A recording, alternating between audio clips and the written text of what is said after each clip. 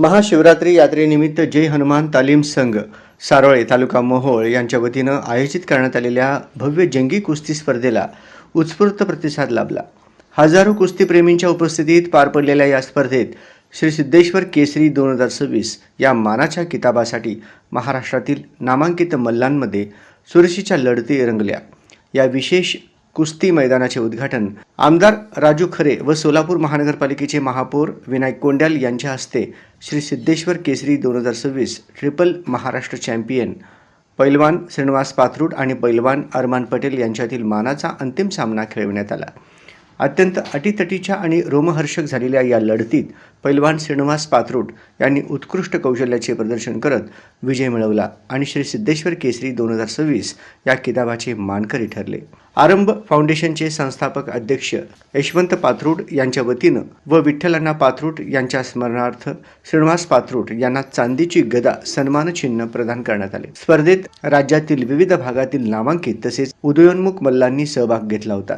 प्रत्येक सामन्यात मल्लांनी ताकद, चिकाटी आणि तांत्रिक कौशल्याचे उत्कृष्ट दर्शन घडवले। याच कार्यक्रमात आंतरराष्ट्रीय जलतरणपटू कुमारी श्रावणी सूर्यवंशी यांचा विशेष सत्कार करण्यात आला।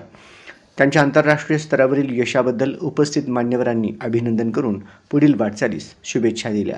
या प्रसंगी प्रमुख उपस्थिती म्हणून जिल्हा परिषद सदस्य चरणराज चबरे, नगरसेवक बिजू अण्णा प्रधाने, नगरसेवक व्यंकटेश कोंडी, नगरसेवक युवराज सरवदे, अक्षय अंजिखाने, विश्वास शिंदे, अर्जुन जाधव, यशवंत पाथरूड, जनार्दन अण्णा पाथरूड, शंकर अण्णा पाथरूड, हनुमंत अण्णा पाथरूड, कमलेश पाथरूड, आनंदकुमार शिंदे, समाधान पाथरूड, सिद्धाराम पाथरूड, सूरज पाथरूड आदी मान्यवर उपस्थित होते। यावेळी आमदार राजू खरे यांनी कुस्ती हा महाराष्ट्राचा अभिमानास्पद पारंपरिक खेळ असल्याचे सांगत ग्रामीण भागातील खेळाडूंना प्रोत्साहन देण्याची गरज व्यक्त केली।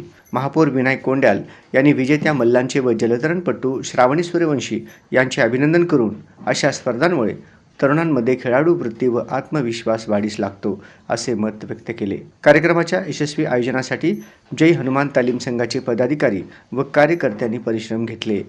महाशिवरात्रीनिमित्त आयोजित या जंगी कुस्ती मैदानामुळे परिसरात उत्साहाचे वातावरण निर्माण झाले होते।